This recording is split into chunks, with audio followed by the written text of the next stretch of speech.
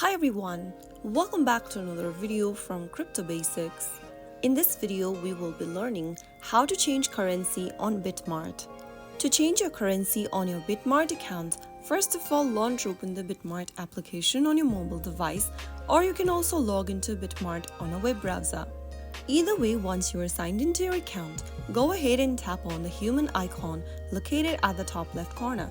From the expanded menu, click on Settings.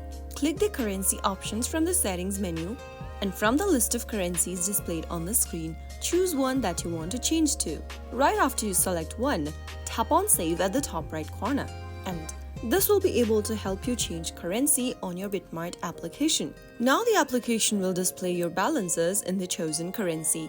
That is how you can easily change your currency on your BitMart account in just a couple of steps. I hope the tutorial was helpful to you. If it was, go ahead and give us a thumbs up. Don't forget to subscribe to our channel by hitting the subscribe button. Press on the bell icon so that you'll never miss another upcoming upload from us. I will be back again in the next episode.